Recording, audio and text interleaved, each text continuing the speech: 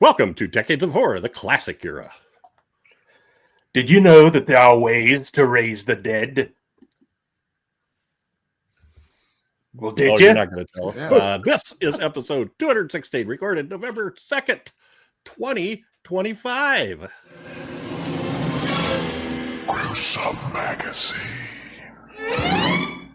Boy, is this going to be interesting. I feel like I'm yelling. Was I yelling? I am your host, Jeff Mohr. On this podcast, we cover the good, the bad, maybe even the ugly horror films released since the beginning of time through 1969. In each episode, we'll discuss the monster spirit cycles and villains that have haunted movie-going audiences since the dawn of film history. With me this week are my incredible co-hosts. First up is Chad Hunt, co-host on Decades of Horror, the All of Them, film producer, director with Wreak Havoc Productions, and a comic book artist and writer. Chad, how are you? I'm fine, Jeff. Was that somebody I was supposed to know? Jack Palance. Oh, okay. Clearly. Palance, yes. All right. Also with us is Daphne, who is awesome, stupendous, and likable as hell. Daphne, how are you? Hi, guys. I'm great. I am great. It's always wonderful to see you. I like your hat. I like your hat, Doc. Thank you. It is a cool hat. And finally, we have Doc Rotten, the guy with the shutter hat. Oh, not finally. Where did Bill go? He's not our here. Own portmanteau. Also with us is Bill Mulligan, writer, director, special effects guru, all-around nice guy, published author. Two books in one. And he's over there. How you doing, Bill? I'm doing fine. All right. And last but not least, Doc Rotten and his shutter hat, which is really cool. I don't know why we didn't all get a shutter hat, but okay. I guess we'll just. Hi, everyone. How you doing, Doc? I'm doing good, thank you. You hear that shutter? We want hats. We're kind of in a giggly mood here because we're easily bought off. I was telling silly stories and swearing a lot before the podcast began. So, and I was looking up people on ChatGPT. Yeah. Mm-hmm. Decades of Horror, Gruesome Magazine, partner with Play Now Media and several other channels. Decades of Horror, the classic era, you can find on the Classic Sci-Fi Movie Channel, the Classic Horror Movie Channel, and the Wicked Horror TV Channel. Now, these guys are sort of like a melding of two different kinds of streaming services. So it's kind of like Tubi in that you could go there and watch stuff for free. You'll miss some premium content and you will get ads. If you register with a name and password or username and password, then it will remember where you are, even while you're free. You know, you can put stuff in a favorites list. It'll remember that you're halfway through the movie the next time you try to play it on separate devices. Or if you pay for a subscription, you will get everything without ads. So there. And we have a promo code for that. DOH60, which is one of the decades in the classic era. DOH all caps 60. And what you get for that is 20% off your first payment. So the monthly plan is $7.99 a month. You would get $1.60 off your first month. However, the annual plan is only $60 for a year, and 20% off that would give you $48. I was editing a podcast the other day, and I said 43. I don't know why. My brain said 8. My mouth said 3. But it's 48. It's 48. You get 20% out of that. So do that. Go check them out. You know, you could just go check them out. You don't even have to sign up or nothing. Just check them out. This guy's he says 100 some apps, but everything you can think of and all different kinds of subgenres and specialty. Cheaper than going out to eat. Most assuredly. Oh my God. Lots of cool stuff. Anybody been out to eat lately? Also, for the uninitiated, we will point out that this podcast is best appreciated after watching the film, unless you intend to never watch the film. Or some people like to know what happens before it ends, so then you can watch the film. But we're a spoiler podcast, so we'll be talking about whatever we want to do, whatever we want to talk about. And once we get started talking, we don't know when to stop. So we're just going to spoil it. That's just all there is to it. So we start by giving some basic details of the film that we are discussing. We go into first. Disgusting. Disgusting. Did I say that? Discussing. Disgusting. A disgusting What is film going that we are on today? discussing. It's daylight savings time. Yeah. Oh, absolutely. That's it. I The extra don't hour know of sleep. what to think. Mhm. And should I say this? I'm gonna cut this out, but I have to ask you guys. I was watching a thing about a vaccine denier the other day. Have you ever heard of a condition called turbo penis? Anybody? Yeah, I suffer from it greatly. Yeah, I'm kind of, my face is right there. some next to the guy, definition. there's some anti-vaxxer that uses that as a side effect. And you look that up, and there's nothing. There's nothing. It doesn't It's make like he just made it up. It's a side effect. Well, no, I think No. what happened is people started, and as a joke, started entering it into the VAERS database. You know, the one where people can just go in and enter side effects. Yeah, and I nobody think- checks yeah. on it. I And think the NIH put that in there to get people to sign up for the latest booster. You sure you want to cut that out? I don't know what that is. You know, it's like Well, I could think of so many possibilities. which word is hard, turbo or don't penis? know I mean, I which think one. it explains turbo's, itself. Turbo's kind of the one. But anyway, Really interesting choice of words, Bill. all right. Exactly, Doc. I was thinking the same thing. We are going to talk about this movie, and in fact, the Promise? film we are discussing today is Oh Lord, where's my tissue? Torture Garden. And there's one of the tortures, sorta. This guy's going to have a turbo penis as soon as he pulls that lever. Now you got to keep it in. Now you got to keep it in. Yeah, otherwise, I will leave it in. what the hell was Leave it Bill in. talking about? Just have him scream. I don't know. I hear that YouTube has gotten really weird about this stuff, and if you say the wrong word in the first couple minutes, then they just won't. You just won't get shared as much. We're well past that point. Yeah, I suppose. So, Torture Garden, released in 1967, directed by Freddie Francis, written by Robert Bloch. The cast include Burgess Meredith, Jack Palance, Peter Cushing, Beverly Adams, Michael Bryant, John Standing, and Michael Ripper, among many. There are more than that. The production company is Amicus Productions. This is the second Amicus portmanteau after Dr. Terror's House of Horrors. And it is the last one that Decades of Horror has left to cover. So that we'll have covered them all after today. That's so cool. End of an era. It was filmed at Shepperton Studios in Shepperton, England. Filming dates. They started November 14th, 1966. And they apparently ended by November 10th, 1967, because that's when it was released. I don't know how long it took to film it. So release date, November 10th, 1967 in the UK. In the US, it got a New York City premiere in July 19th, 1968. But then it was a countrywide release on September 6th, 1968. The budget is given at $500,000, which seems a little high, but I kind of checked into the other ones. Like Dr. Terror's House of Horrors was about $300,000, and the next one in 1970 or early 70s was $500,000. So I guess it's possible that, but anyway, they got some good actors in here. Yeah. The synopsis: it's an anthology of 4 short horror stories about people who visit Dr. Diabolo's fairground haunted house attraction show. I wouldn't have called it a haunted house. It's a torture garden. Yeah. It's a torture garden. Okay. All right. Well, this one was my pick, and it's time for first impressions. So I'm going to go first. I love anything by Robert Bloch. I like most things by Freddie Francis. Love me some Peter Cushing. Love me some Jack Palance. And Burgess Meredith. So what else? What else could there possibly be? It's kind of goofy. Now there's 2 versions of it. And I think the one that you guys watched was a 100-minute one, right? Hour 40 minutes. Yeah, something like that. There was a 93-minute version that was the original theatrical release. And then they added 7 minutes for television. It's turnabout is fair play, I guess.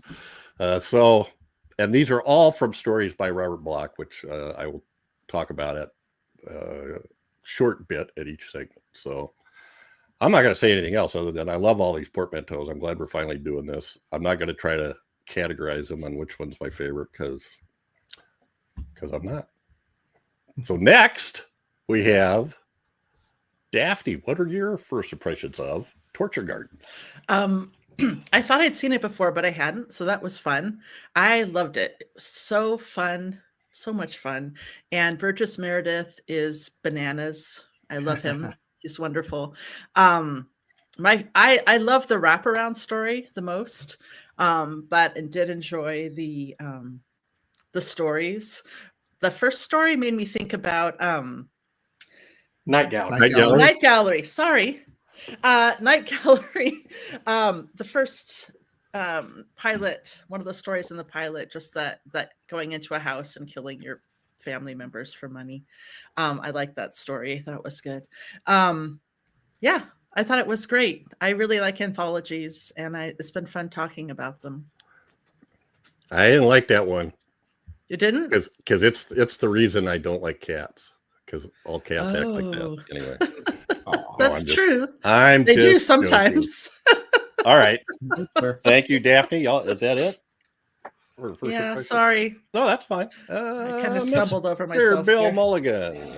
What are I had not seen this. Well, it was not in the rotation of horror movies that got shown in upstate New York on Channel 9, Channel 11, Channel 5. I sat through the Four Skulls of Jonathan Drake and the Undying Monster about a gazillion times, but I don't think there was ever an opportunity to see Torture Garden. So I just assumed it probably wasn't that good because most of the other portmanteaus did show up, but not this one. So I was shocked at how much I really, really liked it. It's good. Great cast. You can't complain about the cast. It's bright, it has nice color, it's well directed. Some of the stories are a little stronger than others, but all of them are good, really well acted. Okay, and the big reveal at the end, a planarian worm would have seen this coming. There really are only 3 endings to these things, and they pretty much used them all up. Amicus used every single one of them more than once. And it was obvious. Burgess and Meredith, you didn't have to wait till the end to see the little horns sticking out of his head. So, but that's fine. Whatever. It was good. It has some of my favorite tropes. I like the wax statues that are clearly someone desperately trying and failing not to move. But they're good. All the stories were good. The cat one was great. Shockingly, I think my favorite was the piano one, which if you told me, oh yeah, it's about a haunted piano, I'd be like, oh, that sounds real terrifying. But I thought that was excellently done. They were all really well done. Super, super. And come on, you got Jack Palance and Peter Cushing together. Just the two of them. Oh man, they're just having so much fun being themselves. It was good stuff. Thanks for picking it. They are. Excellent. Thank you, Bill. And now it's time for Doc. Yeah, I'm pretty sure I've seen this because I remember the last story, the Poe story. But I had no recollection to the first 3 at all. So I don't know if I just caught the ending or if I, only got impressed with the Peter Cushing story as he was in it. But I enjoyed this. I might have found it a little sillier than you guys did, including the piano. But that didn't mean I didn't have fun. I enjoyed this quite a bit. Great cast. And Michael Ripper. Mm-hmm. Anytime Michael Ripper. He has a very fun little role at the end. I should have thrown him in there too. Well, he was there the whole time, but he didn't really say much, did he? All right. Excellent. And last, but certainly not least, Chad, had you seen this before? What did you think of it? I never saw this before. And and I was sure we had done it already for some reason, or we talked about it maybe or something. But this was a fun movie. It was Not what I'd call super scary or super, but it was fun. You know, there were entertaining stories. The Poe story is my absolute favorite. It had everything that I like in it: supernatural elements, Peter Cushing, Jack Palance. I loved that story, and then how it ended and everything. And also, I loved how these things that they were being shown were things that were supposed to take place in the future or could take place in the future. But Jack Palance pulls out the red lighter that he got from Peter Cushing in his story. Yep. Interesting stuff, really cool stuff in there that I liked a lot. So yeah, this was a fun one. I liked it. All righty. Well, that's it for first impressions. Which means it is now time for Taglines with Chad. I thought we stopped doing this. The part of Chad played by a Chad. Get for thinking. That'll learn me for thinking. Okay. Taglines for Torture Garden. Do you dare see the 100 horrors of Dr. Diabolo? Enter his torture garden and the screen's most astounding journey into the unknown. See the amazing 100 horrors that are nothing ever seen before. Okay. I don't know if we saw 100. I don't think we saw close to 100. No, I could count them on one hand, actually. Mm-hmm. From the shock author of Psycho. Yep. Yeah, true. He's a shock True, author. yeah. Oh, okay. Where nothing grows but fear. Torture Garden. Oh, that works. It's a garden. It's a garden. I get it. Yeah. Do you dare see what Dr. Diablo sees? Oh, I wish I could remember the next line. I know. I know it won't sound right. I was thinking the same thing. I hate Christmas movies.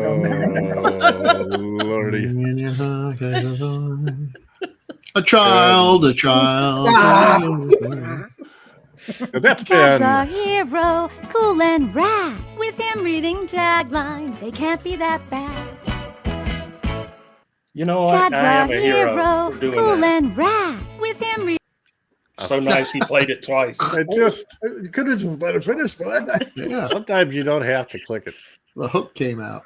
All right, the hook came out. Hey, All can right. I just ask? So is torture garden a phrase that I should be familiar with? I don't Like, think so. does that mean something? I don't think so. What's interesting to me is I was thinking about this while I'm watching a movie. This is what I do. Torture chamber. If you run torture chamber through a bunch of foreign things, they come up with totally different.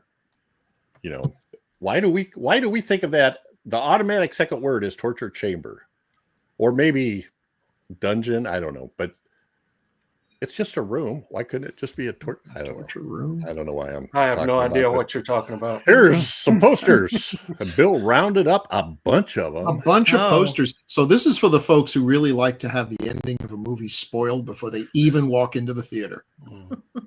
Well, that's what Hollywood. That's what he Never looks change. like, at least. Yeah. Got some weird kind of greenish glow there. Looks more like Salvador Dali. You know, in I don't know. I don't think you had any foreign ones here, did you? Or maybe you did. I might.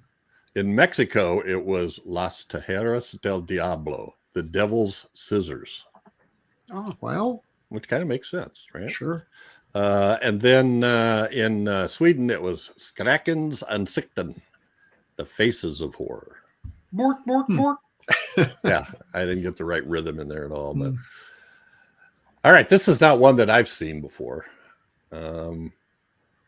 This is the one that we usually see. Yeah. Yeah. The bad Photoshop before Photoshop. Well, but it's got a lot of good stuff in there. There's puppets, and there's a girl, and I don't know. I guess it was her bra and panty. She was running around at the beginning of that one There's episode. a cat, and there's a skull. And there's another woman who's there's the piano. busting out. There's the piano. Busting out all over, yeah. Oh, and there's the guy laying in the bed without There his with his head. Yep. I like the bright green background. Yeah. That is an unusual color for these things. Mhm. All righty.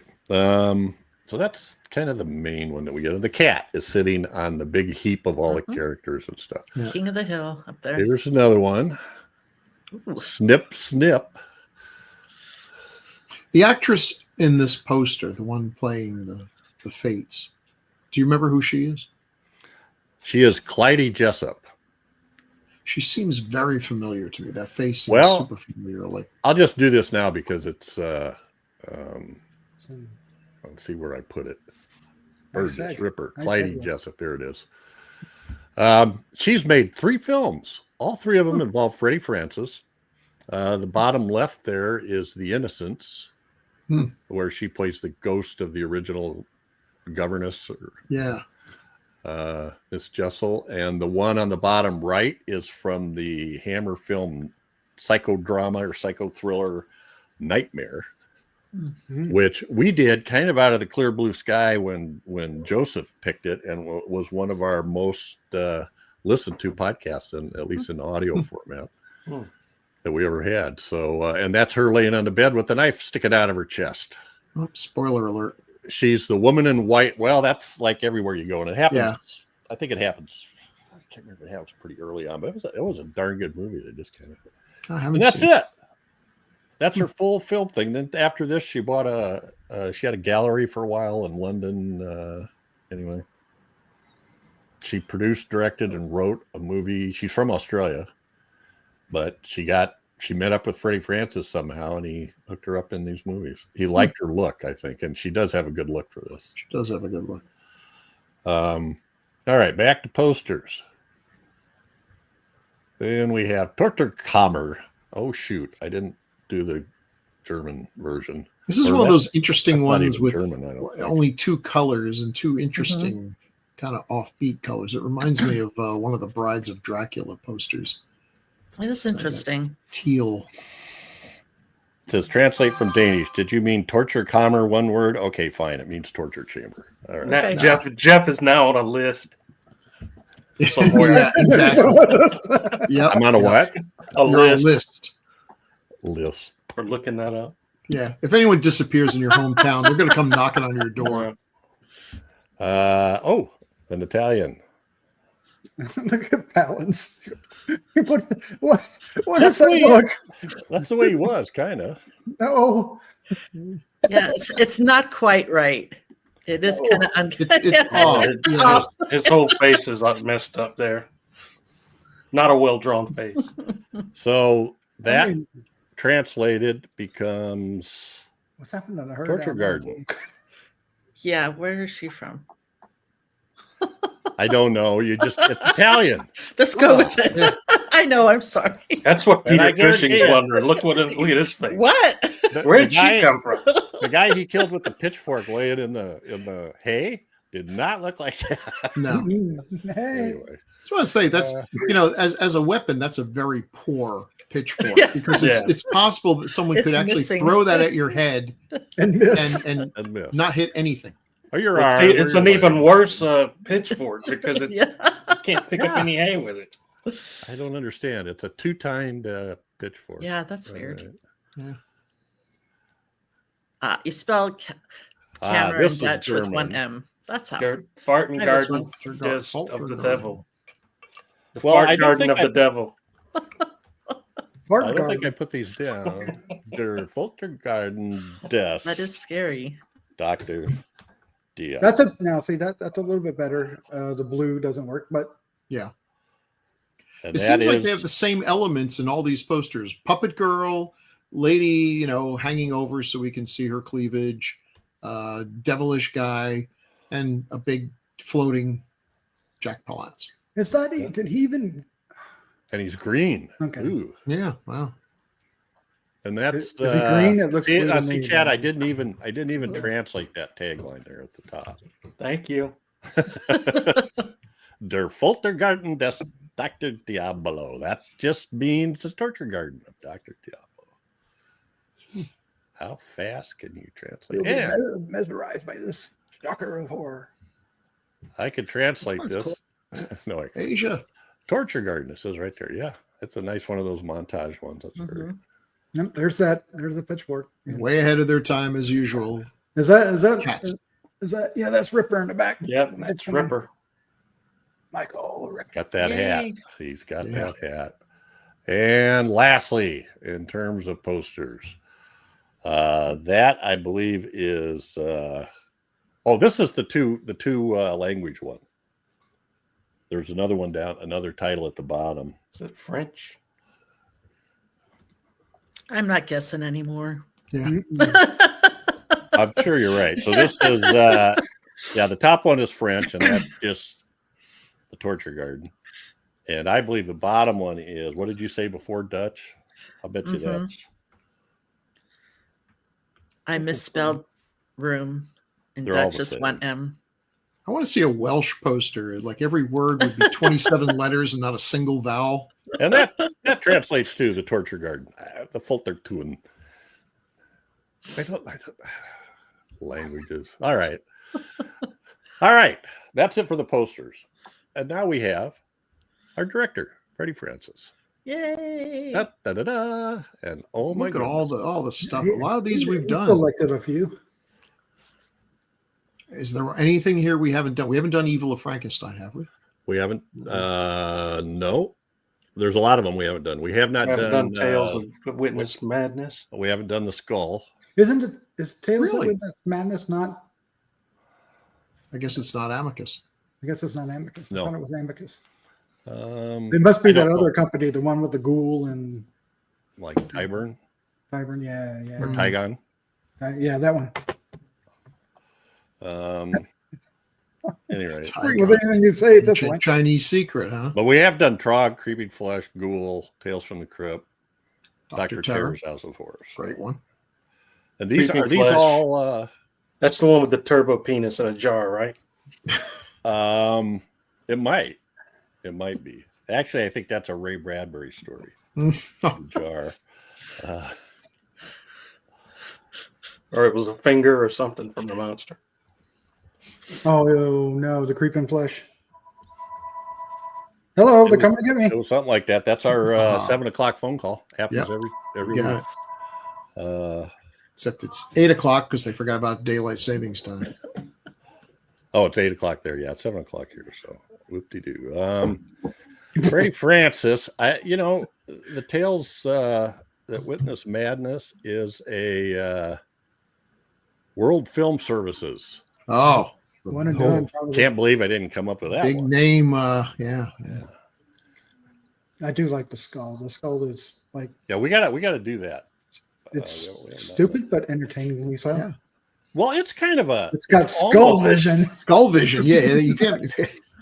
Got a Well, little it's- Skull Vision. It's Yeah. almost a portmanteau, though, but they don't call it that. I mean, each one of those people has a different story of something that happens to him with that skull, right? Yeah.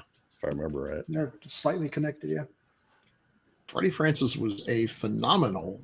Is he still with us? I don't know. I feel like he might. No, not he be. died in 2007. Okay. Oh, He was really? That long He was ago? 89. He was 89 in Oh, 2007. well, hell, he hung on as long as he needed to.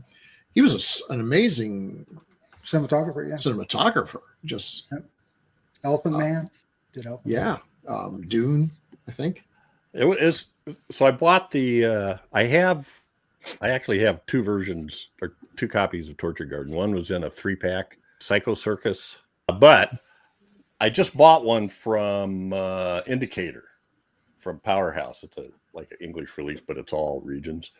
And that one you could play either the 100 or the 93-minute version, but it had a 75-minute interview with Freddie Francis. The background said The Guardian interview on the curtains. So it's something. It was hilarious. It was absolutely hilarious. He had a hard time telling a story from beginning to end without, kind of like me, without jumping off in a bunch of different directions. And then anyway, people kept asking him questions like trying to get the secrets of cinematography. Well, what do you think of when you do this? Or would you rather do a black and white or color film? And he goes, well, I always picture them in black and white, but that doesn't mean I'd rather do a black and white film. Even when I'm doing color, I picture it black and white is how I set up the shots and stuff. Interesting. So he was really into shades, things like that. So anyway, Well, Freddie Francis is an Oscar winner. He won his first first Oscar Two. for Sons and Lovers. Yeah, I don't know what the second wow. one is yet. Glory. Glory. Glory. Yeah, there it is. Yeah, 1960, Beautiful 1980. cinematography. And what was his favorite movie directing again? Oh, well, Come they asked him, what's your favorite movie that you don't hear much about or something? I don't remember exactly how they phrased it. And he just started talking about it without naming the movie. He talked about it, and about all the problems they had and why it didn't get distributed. And it was a lost film for I don't know how long. And then finally the guy interviewed him says, of course we're talking about, I don't remember how the order of them. Mumsy, Dumsy. Is it Mumsy Sissy? No, it's Sunny, Sunny and Girly. Sunny. I can't think of the Yeah. two. See, it's such a great movie. You guys can't even remember It's the name just of a it. in the bad US we just call title. it It's a Girly. bad title. Girly. It's like That was it. It's a bad movie. That's a horrible movie. I think it's I think you got to have that English sense of humor to get that movie. There you go. Yeah, I was born without that. It's good. Oh, no doubt. He worked with Peter Cushing 8 times, Wow. and he worked with Michael Ripper 7 times, 6 films and 1 TV show. Yeah, Well, so he basically did the standard, he did Hammer, and he talks about in that interview, he talked about how much fun it was working for Hammer, and that the way he described it was the father, Carreras. His father, he was like the money guy and the marketing guy, and he could sell, he'd say, I'm going to the US, give me 4 posters, and he'd go sell the posters, and he'd come back and tell Jimmy Sangster to write scripts for these posters because he'd sell them just off the poster. Yeah, there's one way. In the US. So anyway, and then Anthony Hines was kind of the guy that ran the movie making, is the way he described it.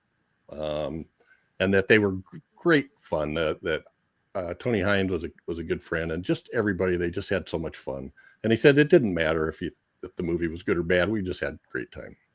So and then Amicus wasn't quite as much fun because all they had was Rosenberg and Sabatsky. So there wasn't like a crew that always worked for Amicus, kind of a thing. Anyway, it's a fun interview, and I would strongly recommend that Blu-ray. Which one did you say it was again? You said you had 2 copies. Torture Garden. Well, yeah, Torture Garden from Indicator. It's the cover of it is exactly like this. I should have grabbed it. Sure. And the holding company, I think it's Powerhouse. It's got a PH on it, so I get quite a bit of stuff in them. They got a bunch of Mexican movies. Oh, cool. Mexican horror movies that I've gotten from them, and usually you can play them on all. They're all region. Once in a while, there's one that's limited only to region B, but not very often. Well, there's a movie I've been wanting to watch, but isn't streaming very often, Paranoiac, which he directed. And then he did cinematography for Elephant Man, which I think is one of my favorite movies. Yeah, he was great friends with David Lynch. I think didn't he do Eraserhead too? I don't think he did Eraserhead, but I think he did Dune. He did Dune. He did do Elephant Man, and one I haven't seen yet, but have wanted to see, The Straight Story. Yes, he did that one too. Because he was talking about, I swear he made some comments about when we were working on Eraserhead, but yeah, he's certainly not listed. But he said David Lynch is like one of the funniest guys you'd ever meet, and he's incredibly nice. And they would Lynch would come and ask him a question about something, and he said, I thought it was terrible. You did this and did that, and it was all wrong. And he said he'd just start laughing. Anyway. All right. Freddie Francis is he's such a great guy, and a cinematographer. Wow. So many good things. We talked a lot about him when we did The Innocents. And I think we did some of these other ones, Creeping Flesh, etc. The author is Robert Bloch, I've been a fan of for a long, long time. And in fact, oh God, am I old. This picture was taken Yay! 35 years ago. Look at that young Peter Fonda. Yeah, The Pillsbury Doughboy Peter Fonda. who apparently has told this gentle old man he's going to hurt him. Yeah, he's giving me a look like, what the hell? You know, Yeah, who let him in? gotta keep my eye on this guy. He is trying to smile, though. He is trying. Yeah, It's a nervous smile. I've seen hostage videos with more sincere smiles than that. The Stockholm syndrome hasn't quite set in yet. No. Well, how do I Looks like I the have guy a on the- ton. I have a ton of Robert Bloch books, and a lot of them are specialty presses. And I looked up the stories that these episodes come from and read them, and I happen to have all of them in a book. If you guys don't know about it, the science fiction fantasy database is a great resource. You go to, I think it's SFDB, and it lists every printing. Like I could type one of these stories in and boom. I That's just have cool. to select it and it lists every printing starting with the earliest and all the collections it's been in and everything. So anyway, it's easy to find that stuff. Or you can type the author's name in, etc. Well, the first segment, and I'm going to talk about the what's different in the story, because some of them is kind of like going, what? Why is this called that? So the framework story, the cast is by Robert Bloch, I guess, as the screenwriter. Burgess Meredith, Michael Ripper, Clyde Jessup, and Timothy Bateson played the Carney out front. And the synopsis, this is kind of long, but it sets up the whole thing. 5 people visit a fairground sideshow run by showman Dr. Diabolo. Having shown them a handful of haunted house-style attractions, he promises them a genuinely scary experience if they will pay extra. Their curiosity gets the better of them, and the small crowd follows him behind a curtain, where they each view their fate through the shears of an effigy of the female deity Atropos. Okay. And there's Burgess. And actually, the pictures I put on all of these slides are all different versions of Burgess Meredith, Dr. Diablo in this movie. So he plays Dr. Diablo. And there he is. Burgess. We've seen him before. Oh yeah. Yeah, I'm so happy because I watched. This is great because I had never seen The Sentinel, and I watched that like 3 or 4 weeks ago, and then I rewatched The Manitou just a couple of days ago, which is He's a hoot and a that's an holler now. amazingly good movie. Yeah. Mhm. The only sliding thing is the ice effects a little bit in that one part, but otherwise I think it's awesome. Really well done. Clash of the Titans we've got here. Burnt Offerings. Yes. He's What a full of great beans. cast. Beware the Blob. All right, they can't all be winners. Burnt Offerings. Oh, he burnt the beans? Is that what you're... No, when you first meet him, the weird family that he's a part of, and the woman, I'll just never forget that. She's like, oh, whatever his name is, he's full of beans. And like, Oh, okay. I've used that many times and gotten lots of weird looks. I should watch that again. I mean, God, that's another Great cast. I mean, Oliver dang. Reed, Betty Davis. Now, beware the Blob. He was one of the bums that gets eaten by the Blob in the He's on like 10 2-minute seconds. sequence. Yeah. Yeah, it's just We should mention Rocky just because, right? stay down, Rock. Yeah, he's So great. in the framing story, part of the stuff that was cut or added, I should say, in the theatrical release, it didn't show this. In the lengthened, the 100-minute version for TV, that's where it shows when they first walk into the tent, he's showing them these different torture devices. That's not in the cut version. In the cut version, they walk in and the first thing you see is him standing up there, and he looks at everybody and throws a switch on the guy in the electric chair. So all that stuff leading up was not there. So that was like 3 minutes or so. Not a big deal one way or the other, I guess. He's just always fun. You get the vibe from him. He's just one of these pros. So He's going to show up. He knows all his lines. Remember, you don't have to No one's sitting around waiting for Burgess Meredith to. I to watched it. figure So out his here lines. he's got the cigarette holder, but later on he takes it out of the holder and puts it in his mouth. But every time he looks like he's doing the penguin. Yeah. Totally. It's hard not to. I keep Well, that waiting first for shot, What's that that? first picture, that first Yeah. shot up there looks something Mhm. like straight out of Batman. Mhm. And when he talks, he's got that cigarette, and he has a way of holding it in his mouth. That's so the penguin. I love the way he was constantly changing costumes and cigarette holders and makeup, and it was just like changing before your eyes. I love that. Can I just say that Burnt Offerings is a very good book? It is. It is. It's a good movie and it's a good book.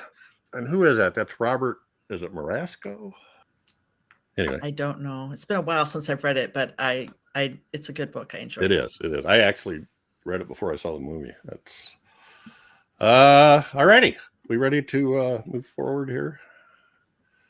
And then we have Michael Ripper, who's so we let 5 people into the tent to see the torture garden, but there's only 4 segments, so one for each. Wait, not quite one for each one. So one of them, I guess, he gets his own segment in the epilogue. Is that Yeah, I the suppose. closing segment? Mhm.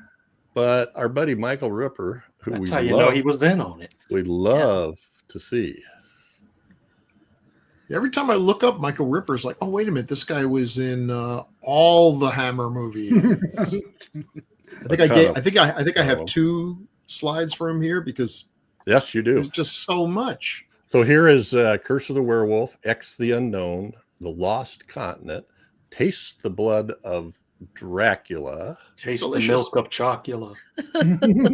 Creeping Flesh again. One of my favorites, Captain Clegg, which I think is Night Creepy Flesh, Captain Clegg, yeah. Monsters here. Yeah, it's got another title. The Mummy, Night Creature. The Mummy. Revenge of Frankenstein, Scars of Dracula, Quatermass 2, Plague of the Zombies, and The Brides of Dracula. Man, that's some classic stuff there. Now, Revenge of Frankenstein. Was that where he had like one of the bigger roles? Yes. Well, the biggest one I can think of was in the was it the Shroud of the Mummy, or what was it? What's the Mummy one with the shroud and the That was terrible. He has a lead. He's a lead character in that one of those Mummy films. Yeah. I think it's the 3rd one. What wasn't he the monster in Revenge of Frankenstein? No, No? Oh.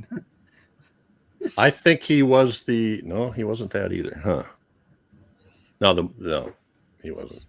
I love that he had such a juicy part in this one because sometimes he's Yes. just, He in the did. Well, background or something. And It's great. So to spoil it, he and Dr. Diabolo are playing them.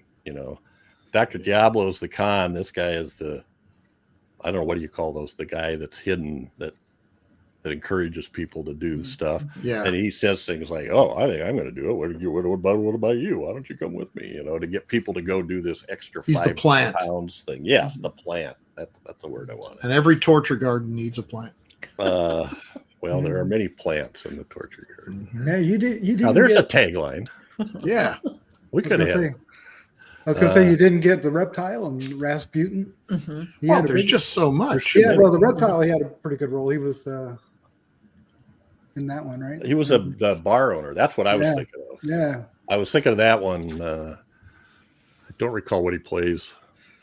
He makes a good. See, look at that disapproving face. Mhm. Every horror movie needs that guy, that bar owner. It's like, we don't want your kind here. Go back from whence you came. And, Well, he's like a chameleon too. yeah. In all these. All right. So yeah, he's working for Dr. Diablo, and all the way along the line, he's encouraging people, and then you get clear to the end, and he does this thing where he screams at Dr. Diablo about, I don't know what a crook he is, and runs after him, takes the shears of fate and stabs Dr. Diablo in the chest, and Diablo crashes, and everybody runs out of the tent. And he stands there looking at him with an astonished look on his face. Diablo's laying there with the shears sticking out of his chest. And then all of a sudden, he just turns around and walks away and starts whistling. Mhm. I'm like, I don't know. I dug it. Well, didn't he say something like, "I'm going to go get ready for the next show"? Oh yeah, Yep. I Yep. Yeah. believe I got to get ready for that. And then we hear another voice. And I know you said, Bill, that it's kind of obvious that he's the devil, or it's one of many options that could have been with. I still like how they did it, and I love the way they did that trope. Just especially with his interactions with Jack Palance, and just kind of like, I don't know, that he is the devil, and that this and Jack Palance's own kind of weird otherworldliness with the lighter and stuff. I liked that a lot. I did. All right, so segment 1, which is titled Enoch. The first appearance of this story was in September 1946 in Weird Tales. The cast includes Michael Bryant, Catherine Finn, Maurice Denham, Niall McGuinness, Roy Stevens, and Norman Claridge, and Barry Lowe. Barry Lowe has no lines. He lays in the hay until he gets stabbed by the pitchfork, and then gets his head eaten off screen, I guess. A greedy playboy takes advantage of his dying uncle and falls under the spell of a man-eating cat. Now, this reminded me so much of Night Gallery, him playing the Roddy McDowell character. Apparently, next to bad marriages and unfaithful spouses, ne'er-do-well nephews really show up a lot. Ne'er-do-well. Well, the weird thing is the story. So there's some similarities to it, but the story is kind of I don't know what you'd call him, kind of a hillbilly swamp guy. He lives in a shack in the swamp, and he has this thing that's invisible that crawls around on his head and tells him to do stuff. And when he does it, then it rewards him. And that thing is called Enoch. It's easy to use a cat. And the sheriff, the sheriff, they had to do something, because it's one thing to have a guy talking about the strange feeling of something squirming around on your head, and it's scratching in my brain, and it's touching me, and all this other stuff, and I can't get rid of it. And the sheriff comes out and says, "Hey, we found this body in the swamp, and we think you did it, and we think there's a lot more there." So they haul him off to jail, and the DA comes in and basically says, "Don't tell him any of the stuff you told the shrink." And what he's really getting at is, I don't want you to get off and be institutionalized. You killed 9 people. We found 9 bodies. And then and he tells him this whole story about the Enoch, and the guy says, yeah. Oh, of course I believe you. And, it's not a great sign when the cops tell you not to tell anyone what you told the shrink. It's like, wait a minute, I thought that was private. Yeah. You think a lot of things. No, the shrink went and talked to him. So then he tells him, I'm trying to think what happened. Oh, the DA says, well, why don't you give him to me, and I'll see if I can tell he's there. And he goes, okay. So I'll give Enoch to you. Enoch, go over to him. And the guy gets up and goes, "Oh, okay, everything's wonderful," walks out. And then a few hours later, he runs in going, "Take him back, take him back." He's screaming because it's starting to work on him. And so they just made that thing be the cat. They personified that in the cat. So that's okay. And it ate heads. It ate brains, basically. So Cat in the brain. They would kill it and go back to the cabin. Enoch would go back out to the swamp, eat the brain, come back and give him some kind of reward. I don't know what his reward was. In this one, we know it was gold, but and so quite a bit different. I'm watching the story going, well, where the hell is Enoch, and why is this? But I finally clicked when the cat jumps out of the coffin. I like the story idea, but I think it'd be hard to depict very well. Yeah. Especially on a low budget like that. Mm-hmm. Or it'd be easy. Yeah, he's invisible. Oh, if you could see him, it's horrible, but you can't. You look at Invisible Invaders, The sound of horror. Yeah, I thought the cat was good.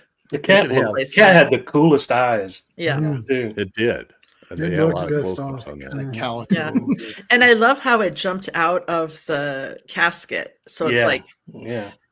he's been down there a long time. Yeah, he's Something's hungry. up. What But glued you that in? casket was foul. Ooh. Yeah. Oh, and the casket, if you noticed, was a skeleton without the skull.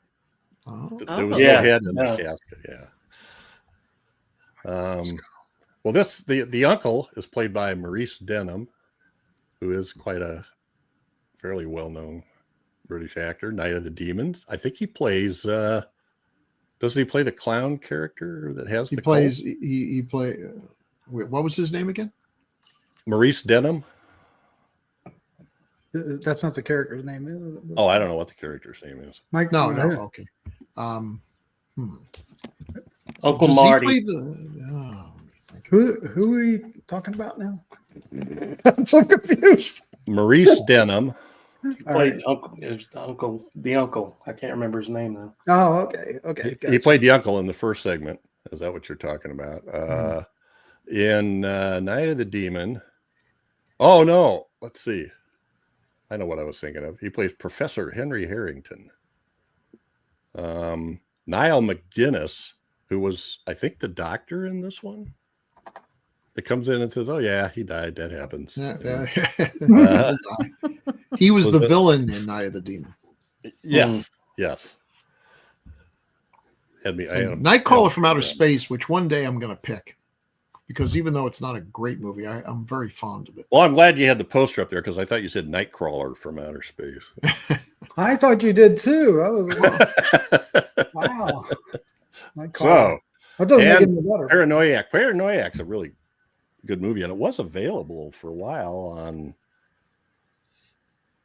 I don't know, I haven't So- looked for it for a while. The last time I looked, it Shout or wasn't Scream available. or somebody like that, Mhm. I think. I don't know. I can't get rid of it. There we go. So yeah, and then Michael Bryant, and here's where we needed to look to find the actual name, was in Mumsy Nanny, Funny and Girly. That was it, Mumsy Nanny. You see how she's got that arrow in her head right there? Yeah, That's that what I was that doing the you. whole movie. I was having fun. I was stabbing myself in the head with an arrow. I'm so sorry I missed that episode. I think that was one of and- my trips to Florida. I think so. And he was also in the Stone Tape. Was he the head announcer that was always Yeah. ranting and raving when he was walking around? I remember being in Florida and sending like a note saying, "Hey guys, I'm sorry I couldn't make it." And Chad's like, "Oh no, you're not sorry. Don't be." Again, I love that movie. I Oh think, my did you God. pick it? You picked it, didn't Yes. you, Daphne? Uh-huh. Yeah. Of course she did. Well, Joseph Perry recommended it to me. I had already seen it because Ah. Joseph Perry recommended it. Anyway, so yeah, that's pretty much the main characters. There was a nurse. She's the second one to get killed. She walks back in. I He should have had a kills his picture of the uncle because he wants the money. He wants Yeah, the he's fortune. quite of honest gold about it. that's hidden somewhere there. Not like I wasn't even going to come, but I've spent And, all my money. Oh, I'm allergic Then he to can't work. find it anywhere. He finally digs up that cat in the basement, and the cat tells him he's got to kill the nurse. All of these are the same. The ne'er-do-well nephew shows up. The guy dies or he helps him along his way. And then the first honest labor this man has done his entire life is start breaking down walls, looking for the gold. And then justifiably bad stuff happens to him. They're morality tales. Well, and the interesting thing about these is they're billed as these are the things that could happen and not necessarily happen if you learn your lesson from them or something like that, right? Mhm.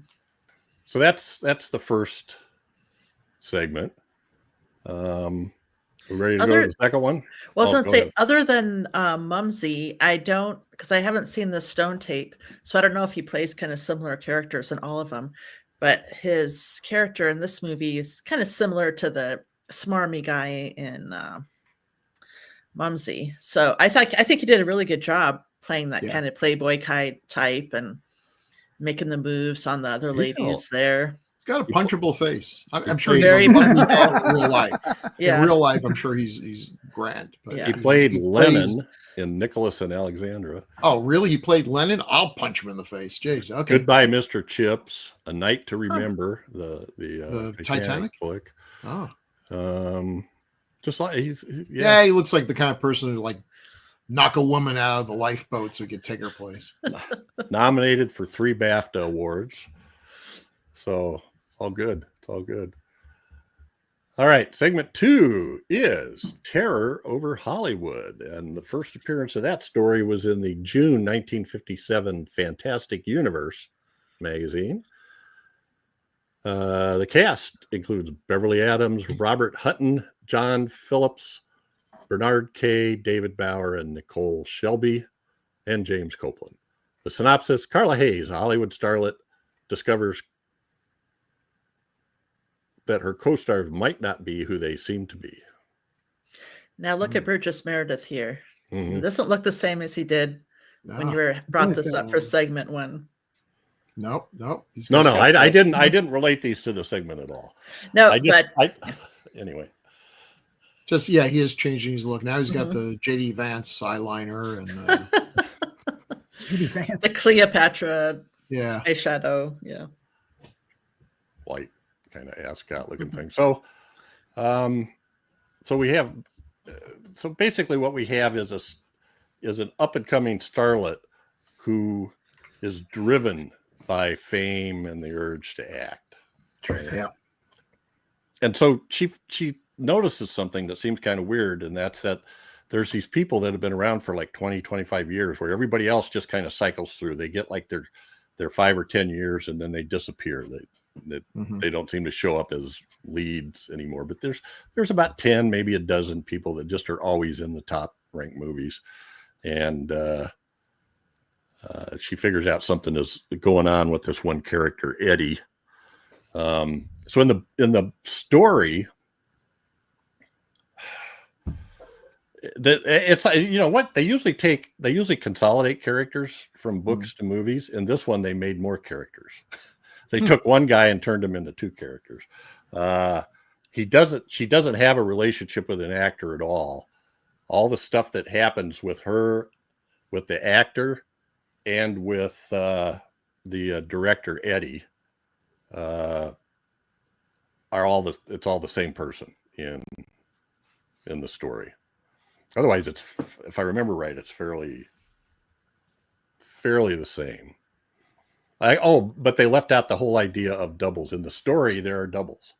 Like the robots have to go back and rest so that they don't get worn out. And then they have a double that goes out and does all their non-acting stuff.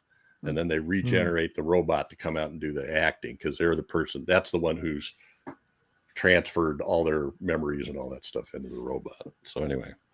What does the group refer to? The 10 or something like that?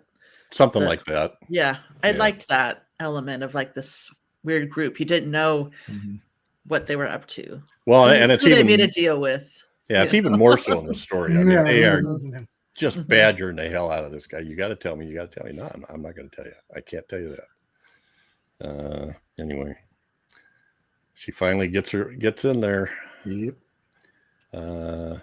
So let's see who else. Who are the Beverly Adams. stars of that? Beverly Adams would be first up, and that's the other guy. The guy to the left of her is the. He used to be a producer, but he hasn't produced for a long time. Oh, I know what else. Never mind. So the part in this where the guy that takes her out, I think his name is Mick Charles, that takes her out at the beginning. Yes. Oh, Mick Charles. He wants to be one of these 10. In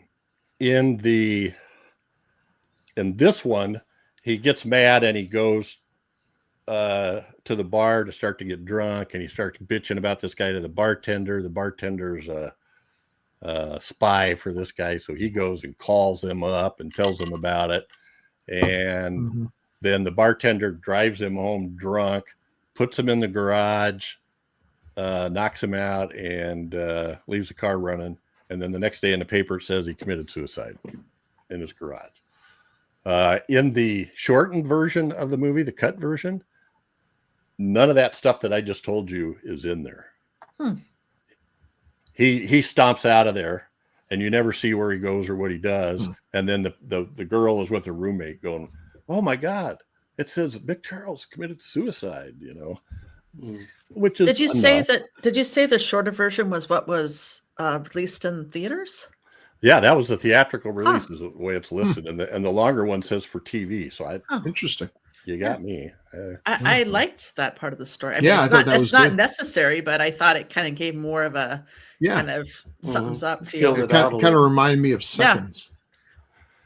And there's an evil doctor, or not an evil doctor, but a doctor that did all this stuff in the story. So that's pretty much the same, but they consolidated those two characters. So he's shot in the head. Oh, he'll be fine. I love that doctor. He's okay. Flesh wound. He's okay. The doctor looks at him and says, "He can't be okay. He got shot in the head." And the doctor just looks at her and goes, "He's alive." You're just feeling much better. I can't look at these this way. Beverly Adams. We're gonna talk about Beverly Adams. Love We you, do Kravitz. Love you, Kravitz. Oh, okay. What? No. No Matt Helm fans. Terror over Hollywood. Yes, she was in a Matt Helm movie. That's true. Ambushers and Murderers Row. Boy, those movies have aged. Yeah. They're terribly good and good terribly bad way. John Phillips plays Eddie Storm, the producer that she keeps trying to hook up with. It's funny watching those movies now with Matt Helms or The Thin Man or anything where the characters are just nonstop drinking and smoking the whole time. At the time that was their badge of coolness, and now I genuinely feel concerned for them. Like someone needs to take Matt and take him to, I don't know, someplace. You try to watch Arthur now, and it's like, oh, this is really painfully sad. Anyway, she was good. She played a really unlikable character, burning that perfectly nice dress. Oh, yeah, what a diabolical. Yeah. That doctor guy at the bottom looks familiar too. The beard and mustache guy. That is, I think he is. The name sounds familiar. I was going to look him up, but first, the producer here that's in the top picture with her, he's in Village of the Damned as the general. I didn't scroll through all of his stuff. He's got 120, but that just showed up. And Bernard K. I don't know why that name sounds familiar. He was in Trog. He was Inspector Graham, and maybe Trog. That's where I've seen him. There we go. We've all seen. He was in 169 things, so that's not just one thing. These are all working actors here. Yes. Yeah, they are. They are. And then you see in the bottom picture at the last when she's kind of fighting with the guy, and I can't remember why, but she like slaps his face and it scratches him, gouges his face. She's got pieces of plastic under her fingernails, and then we see metal under his skin. Man, she really dug too. Man. Yeah, really. Stay away from her. She did that to a real human, she'd be in jail. Absolutely. It's like when Lois Lane hits Clark Kent over the head with her metal purse, and then later on she's like, "It's all bent and deformed. I wonder." And like, wow, you witch! You actually hit harmless Clark Kent so hard that you could bend metal. Why didn't it kill him like I was trying to do? I don't understand. He should have been maimed. What is happening? Oh, wow. Lois Lane reports HR again.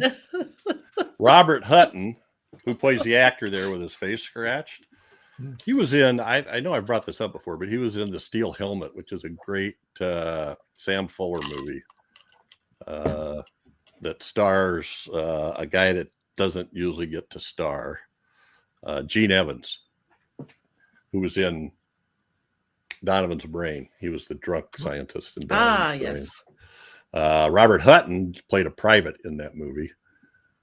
He was in They Came from Beyond Space. Is that Mhm. ring a bell Colossus of from New York, Invisible Invaders. The Slime People? Okay, that wasn't a Slime great people. one, but okay. It's got a 2.9 rating in IMDb. It's terrible. which Wow. means it's episodes of the Monster Rebel. design is cool. Johnny Yuma. Vulture. was a Did you rebel. guys do the Vulture? Because you shouldn't. Oh my No. God, the Vulture. Oh my God, that movie. I remember watching with my mouth can you- open, like waiting for it to make sense. And then it's over and it never Where's made the sense. Vulture? All you saw was his claws. I mean, well, you saw his head at the end. At too. the end, yeah. It was A silly as human head. That movie, it was like, let's explain what just happened. They're like, oh, wow. Nope. Terrible. All right. Segment 3 as we move along. Oh. Mr. Steinway. There you go. And there's another look for Dr. Diablo. Suddenly grew face hair. That story first appeared in April 54 Fantastic magazine. The cast includes John Standing, Ursula Howells, and Barbara Ewing. A fairly small cast. Yes. A possessed grand piano 3 pictures. does something Oh, evil. yeah, I should read that. The synopsis: a possessed grand piano by the name of Euterpa becomes Euterpe? jealous of its owner, Leo Winston's new lover, Dorothy Endicott. All right, so this is all changed around. There's no Euterpa in the story. Wow. That's a big change. And there's a huge change in that Leo, the pianist, Say 3 that again, syllables, slowly. three syllables, pianist, was I'm he just was saying into there's been a something- lot of talk beforehand, so I just wanted to get that straight. I know. Turbo. He was into something called solar science. Uh-huh. It was like some mystical stuff his mom got him into. And so he thinks that everything, even though inanimate objects don't have brains, they still have lives and they have wants and you should be in tune with all this stuff. So he spent 2 hours a day meditating. And that's the whole thing with the piano then. It is about this, using this solar science to become so involved with his piano that it's becoming jealous, etc. Yeah, this was the weakest one to me. I liked it. So what did you like about it, Bill? I like the characters. The fact that it shouldn't have been any good, but I enjoyed it. Just the piano part, I thought it was well filmed. It's like, how do you make something as silly a concept as a threatening piano, work? And I don't know. I thought it was the cleverest of the bunch in terms of making the premise actually go. Boy, it was based on a weird story too. So they changed a lot. And what they did was change it to this Euterpa that they describe as being the is it one of the fates? Goddess of music. Of Something like music. that. Yeah. Well, I looked her up and it's like she's one of the fates that specializes in music, I think. That's probably wrong too. I can't remember what it was. I don't know why I looked this stuff up and then I don't write it down and I can't remember. There actually was a company called Euterpa that made grand pianos. One of the muses in Greek mythology presiding over music. Okay. Muse, not a fate, a muse. She was in Dracula Has Risen from the Grave. Yeah, one of my favorite posters because Christopher Lee's like, Mm-hmm. why won't they leave me alone? Other than that solar science stuff, the story was pretty much the same, Really? The piano is interfering with her relationship, and so she's talking him into getting out of there, and they decide to meet. He's going to meet her in 20 minutes, and she waits, and after 40 minutes, he's not there, and she goes back there, and the piano killed him, and then comes after her. Which is what pianos do, Yeah. Don't piss off the piano. Yeah, you don't want them coming down on your hands. So the piano player is John Standing. I'm looking.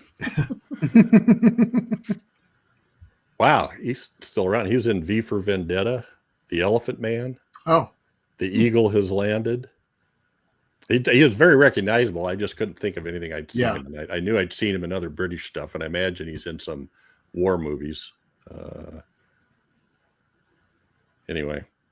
Oh, geez. He's in Game of Thrones. One episode of Game of Thrones. All righty. And then his agent is Ursula Howell, who also was in Mumsy, Nanny, Sonny, and Gray. oh, there's just no escape. What an unfortunate thing for her. Is the bottom one Dr. Terrace, House of Horror? Yes, the werewolf. The werewolf, right? She's the werewolf. There she is, turning into the werewolf. Yeah. Daphne said, I'm not doing this. I'm out of here. Then if you keep making fun of Gurley, I'm going to... What else do we have here? So yeah, it's kind of hard to buy this piano running around chasing the guy, but once you buy that it's like possessed or go with the flow. It was weird, but I still more plausible than Mumsy, Nanny. Well, I heard the digs when I was away. Getting my plug. That's why I waited till you got back. I appreciate that. Busted. I'm busted. Well, we're anyway. Watch the movie. Decide for yourself. So that's the Gurley movie. Yes. Bring your own arrow. So that's a couple of them. This one and the Enoch story were so different from the actual story in terms of what was generating it. We still got, in Enoch, we still have something telling him to kill people and going to give him a reward if he does it and eats their head, right? But they totally change who that's happening to and make it a cat that's doing it instead of this weird invisible creature. And in this one, they totally take away the whole, it's almost like a religion of inanimate objects kind of thing, almost. That'd be too much for this. Yeah. All right. And finally, segment 4, The Man Who Collected Poe, which the story first appeared in the October 1951 famous Fantastic Mysteries magazine and features pretty much Jack Palance and Peter Cushing. Yes. Hedger Wallace plays Edgar Allan Poe. Whoops, spoiler. Okay. Not really. It's kind of, where else are you going to go? Ron Goffrey as the collector? Yeah. But I love the Cushing and Palance playing off each other. They were so good. Mm-hmm. Cushing was so good. Oh my gosh! You got to put drunk. They're together. Yeah, tipsy Peter Cushing. Yeah. But Jack Palance was amazing in it as well. I mean, I agree. I agree. That obsessiveness that he's he so had twitchy and it was great. Because usually he's so physically imposing and intimidating and everything. And here he's just like he's the comic book guy from The Simpsons. He's a little nerdy. Yeah. Mm-hmm. But I like how it was a little bit of a contrast of how he acted in the torture garden part, in the fair and stuff. He was a little bit had a little bit more. He was a little more reserved and in control. You know what I mean? So I kind of liked that. That was a little bit different, but he just kind of stood around and watched and was always the last one to. Mm-hmm. And so but he knew. He goes, I knew who you were, or something He's like that. Very smooth. Yeah, like he knew what was going on. But when he gets once he gets into the Man Who Collected Poe part of it, he's like such I mean, you guys said it, but he's so excited he can't contain himself with this collection of everything Poe. He's almost like addicted, or I don't know, the way the twitchy kind of stuff that he had. He's a fanboy. Mm-hmm. He's a straight fanboy. I mean, he's the kind you meet at comic conventions and stuff like that. The kind you look at like this. Yeah. when you're sitting next to them. So, so Chad, back in Wolverine 102, I noticed that. Yeah. There's a little more ink on this side of. Were you drawing on Strathmore stock when you were doing that, or was it? Because No, he did. He it's held great. that paper up to the candle. He Yeah. goes, "Oh, this I'm is like- I was waiting for it to burn. Me too. It's like, oh Me my too. God, Peter. It's like if I had a whole bunch of copies of X-Men 94, I wouldn't be, like, here, I'm going to read this by candlelight. I know how that Exactly. story Yeah. ends. Well, he's seeing the watermark, right? Yeah. He's just going, Wait a what second. the hell? Yeah. So this Yeah. guy has, and in the book, they play up the occult a lot more. He finds all these famous books. Block wrote a ton of Lovecraft stories when he first started writing. So he's got all these tomes memorized. All these different people came up with like the Vermis Mysterii or something like that. And then he talks about seeing all these books on his shelf. And then that leads right into the occult of bringing him back to life from his cremains, I guess, as they call them now. Ashes in the box. And so Poe is locked up in a room just writing away. He's got nothing else to do. Doesn't need anything to eat. I love when they're first interacting with each other at that sale, and he like wants that book that he got down off the shelf, and Cushing's like, nope. $50,000. Make sure to has it back as he walks away from him. He's like, Yeah. give me that. So we've done a few Peter Cushing things. Although, Oh my gosh, have we ever? I don't know if we've done. Let's see. Demoni di Fuoco is the big night of heat, or night of big heat, or something like that. Yeah, You guys Which we Night of did. the Heat. Yeah. We did the Blood Beast Terror, but I don't think we've done these other three, unless you did, Doc, before I got on. Frankenstein Created Woman. No, we did not. We have Yeah. not done that.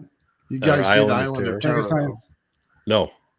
You did haven't the done other Island one. of Terror? Did the other one, the Oh, cool. Well, we're going to do Island of Terror. The only reason I haven't picked it up till now is because I thought it was already I thought done. we had already done it. there's two that are really close to each other. What's Well, the there's other Island one of the called? Big Heat, which is terrible, Yes, and Island yes. of Terror, which is not. It's great. Which one has the turtles with the little tentacles? Island of Terror. Yeah. Okay, yeah, that's okay. Blood Beast Terror is the one with the giant moth. Boy, Yeah. that We did boy, that. That was, Oh, that was a Joseph Perry pick. That's a stinker. That you can get that on Blu-ray now, just in case. Oh, good. So you can see all the nuances. We haven't done in Classic Era. We haven't done that many Hammer films, I don't think. They're not always available. Not always easy to find. Well, I think we kind of saving them. It's sort of like the Universal ones. We haven't done. We've done almost all the originals, but we haven't done hardly any of the follow-ups except Bride of Frankenstein. Creature. Oh, and Son of Frankenstein. Creature, we did all three of the creatures, yeah. But we haven't done anything past Invisible Have you done The Man. Mummy? We did The Mummy, but we haven't done any of the follow-ups. Yeah, because they're not that good. But if you've seen one, you've seen them all. Yeah, but there's still. Yeah. Except And for Invisible Man, there's just something about Invisible Man that I'd love to have been an Invisible Man. My brother called me pervy when I told him that. It wasn't for the reason he was saying. That track. He was projecting. Might have been that one right there. That was how he looked right after you told him. Yeah, I always wanted to be an Invisible Man. And then and some movies and we've done a lot of Jack Palance stuff. Yeah. We did Dracula. We also did Strange Case of Dr. Jekyll and Mr. Hyde, the 60s TV movie. What's that other one we did? It was from the 70s. There wasn't the one with the Craze. Craze, yeah. Without Warning? Without Warning. we Oh, did. Without Warning, yeah, yeah. Without Oh Warning, my too. gosh. Yep. Oh, Yep. that movie. Alien. Alone in the Dark is supposed to be good. It is. Gore 2, I'm going to stand out on a limb here and say Gore 2 is going to be one of the worst things you've ever seen. But it's got the coolest hat. That's a pretty Oh, it's a shaky great limb. hat. Yeah. Gore 2? That hat looks like something from like a Korean historical. Oh, it was an epic. old sort of a sword and sandal Fantasy God. thing, yeah.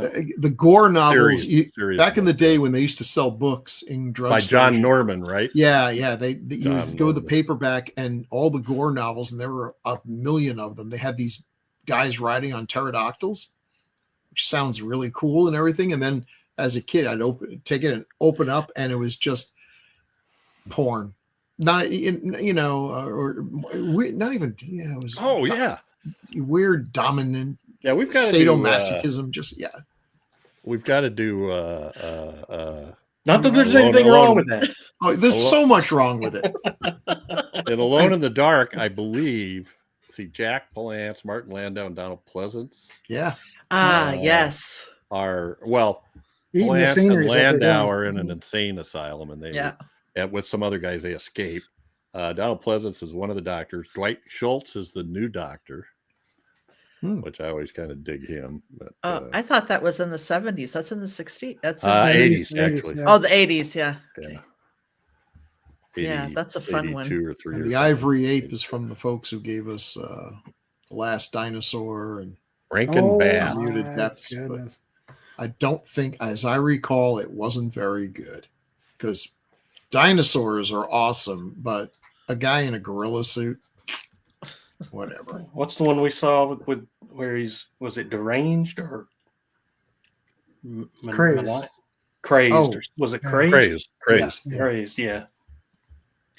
Look at that look on Jack Palance's face there on the top. Mhm. He's a happy man. self-satisfied Yeah, happy man, he's yeah. He's waiting. Now it's my turn. Yeah. He already knows what's going to happen, right? I'm gonna get to talk to Edgar Allan Poe. Well, and he's the one where it's supposed to be stuff in the future, right? And you come Mhm. back like some of these other guys. But he gets Peter Cushing, this collector, hands him that cigarette lighter. I think it was Yeah. Yeah. Chad brought Mhm. that up. And then when he gets back out there with Dr. Diablo, he uses that lighter to help light his cigarette and kind of go, wait a minute, Yeah. this guy knows something. He's been there. Well, did you notice too the threads that she's supposed to cut or whatever slowly come down into view? Mm-hmm. Mhm. And Yeah. nothing for some reason. I don't know why, but Mm-hmm. Well, that's the other side of that is I don't think I had that on the picture, but she's standing there with those shears coming out the other way in her hand. She's got a different colored thread that's supposed to be the life of each person. You know, the fates, the skein. That's what I liked so much about so Palance is now part of what happens after death, and he's gonna be hanging out with the devil, working together. It was just like they've been out working together, but I just loved that kind of let's do this. Yeah. kind of thing. All right. So, at the end, then he just turns and walks away and he says, what is Diablo says something to him about, it's not quite time yet or something like that, or come back again, some other, I can't remember what it is, but he leaves. Oh, well, I don't remember what he says either. I don't know. but he did say something like, your time will come or something like that. Or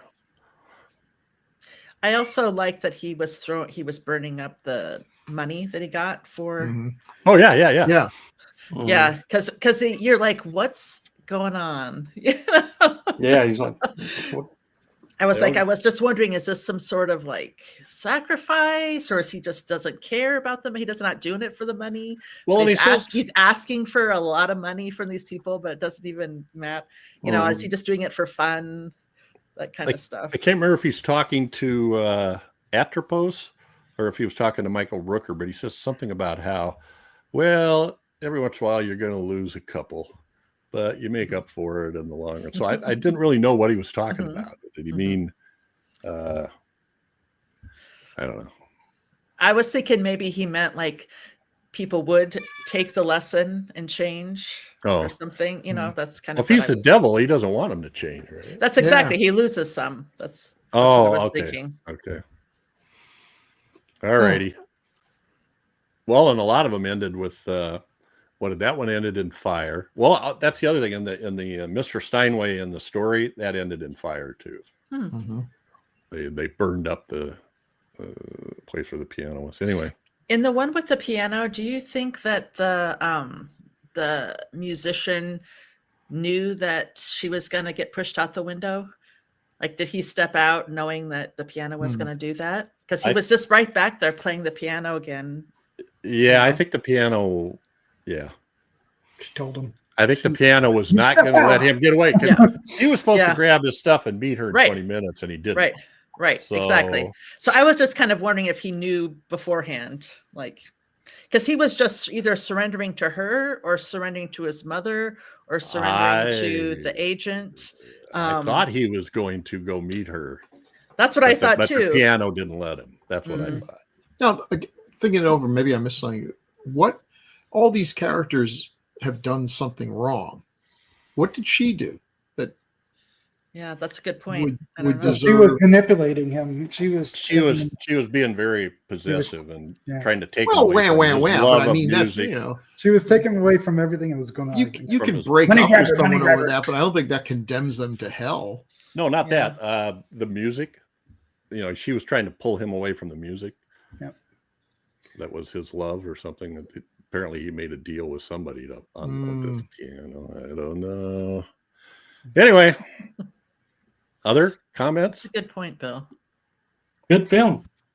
Yeah. I enjoyed it. I love every one of these. They're all different. So much fun. And when it does show up, it vanishes. Yeah, that's such a bummer. I went to watch it on Tubi and it was gone already. So I had to watch it on Yeah, it left November 1st. It was. There's good copies on YouTube, though. Yeah. So that kind of tells you. All right. Yeah, a lot of fun. We ready to move on to feedback? Oh, yeah.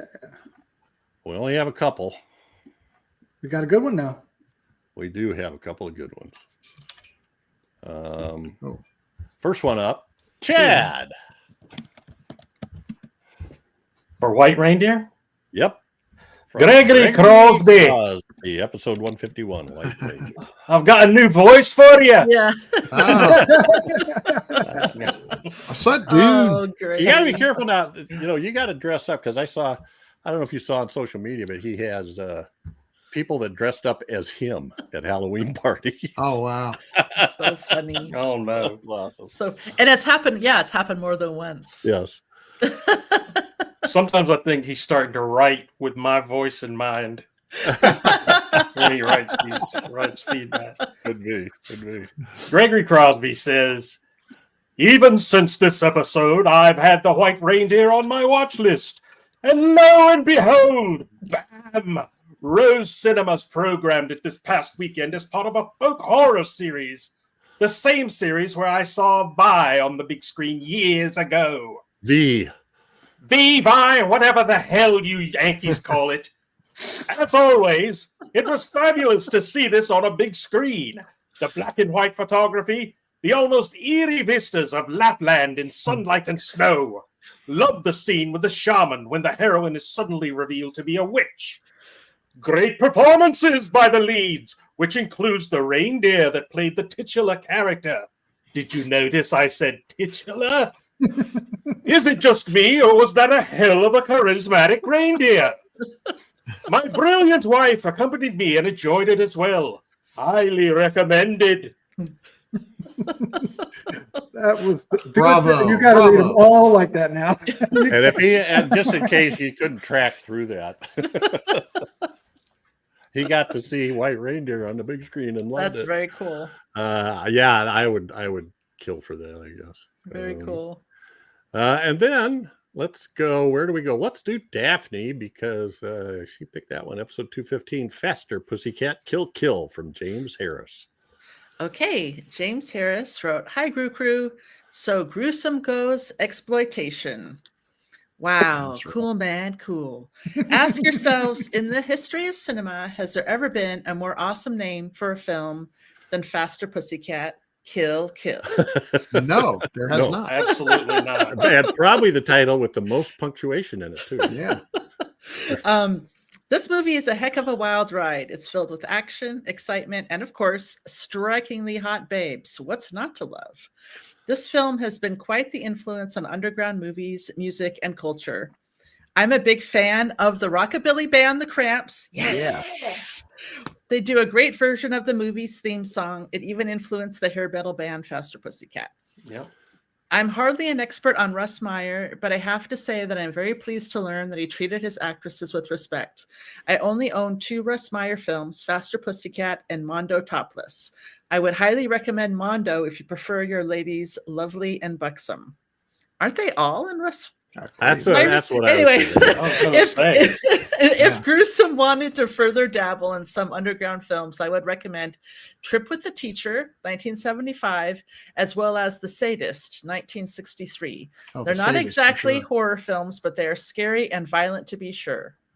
Thanks, y'all. Yeah. Thanks, James Harris. Scary Teachers.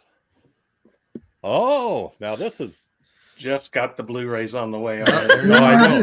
But it stars Zalman King. Now, didn't he star in Blue Sunshine? He did a lot of Is that he did a lot of Skinamax Skinamax stuff? Yeah. Zalman King's Trip How do with you the know Teacher. Wow. I used to remember staying up at 11:30, and I was going, "Who the hell is Zalman King?" Cool I was name. I was waiting to watch Alien or something, you know. But first, Zalman King. First, Red Shoe you want Diaries. Alien, Isn't that what it you was? have Yeah. Galaxy of Terror.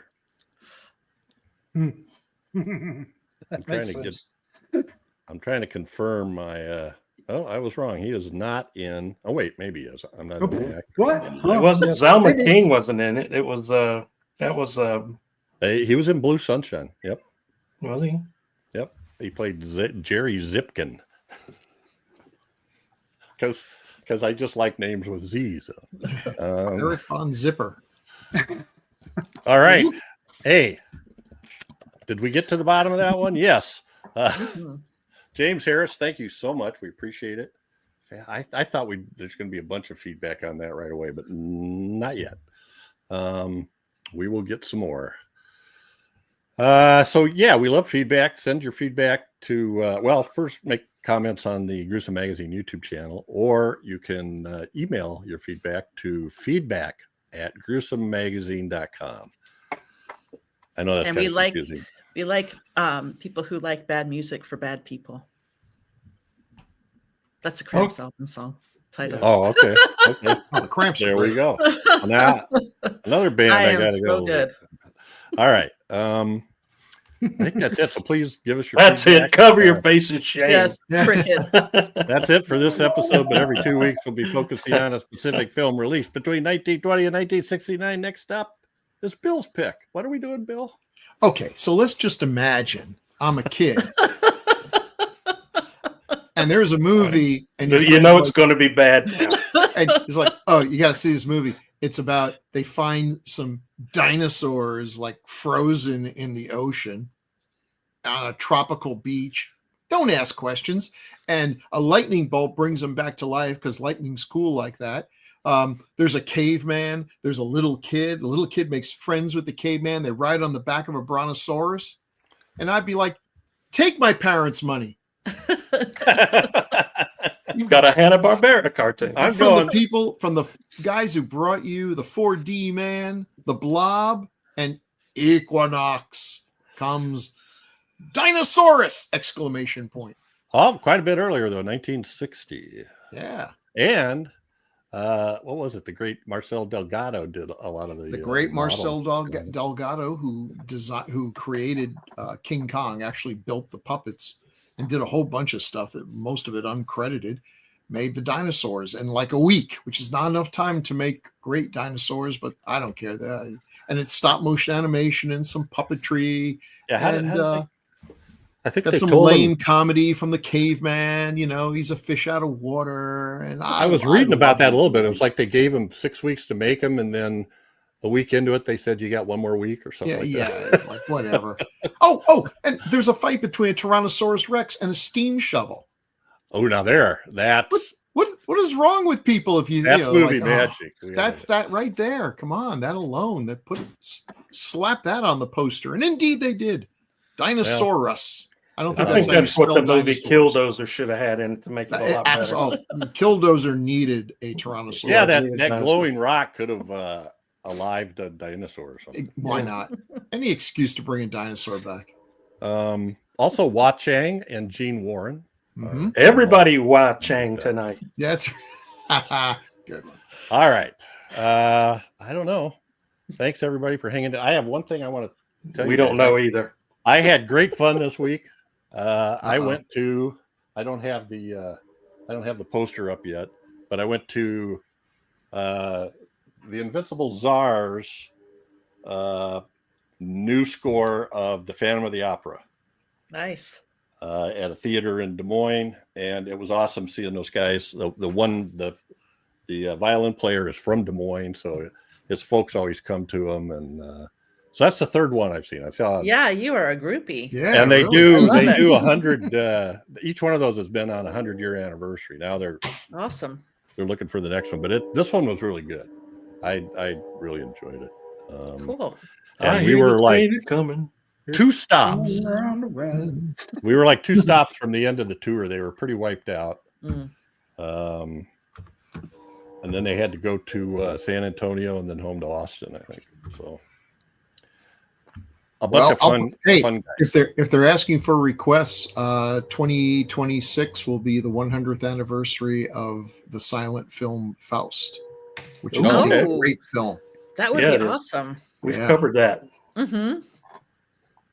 I'll text him because so he's always looking for venues. The first place I saw him play, that place closed down during COVID and never opened back up for about 5 years. And then the next time he went to a place that really wasn't designed for that. You know, it was like a bar with a stage, and they put a big screen up behind the stage. Didn't hold very many people. So that was Nosferatu on the 100th anniversary of Nosferatu. And then this one, they got back in the original theater, had reopened. And that's a perfect venue for them. Independent theater in Des Moines.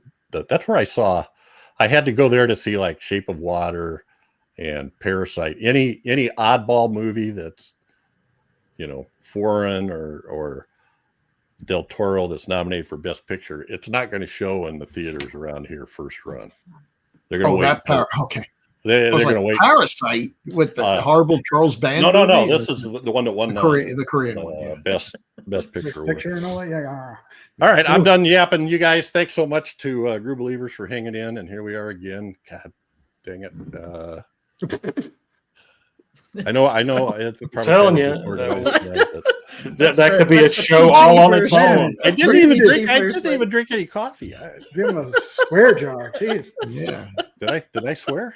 Give him a snicker. Well, gall dang it. I mean, actually, that's pretty mild compared to the versions we get before the camera goes on. Yeah. It'd be a dime instead of $1, but yeah. All right. Well, thanks everybody. Thank you guys. Thanks, Chad, Daphne, Bill, and Doc. Say good night. Good night. Good night.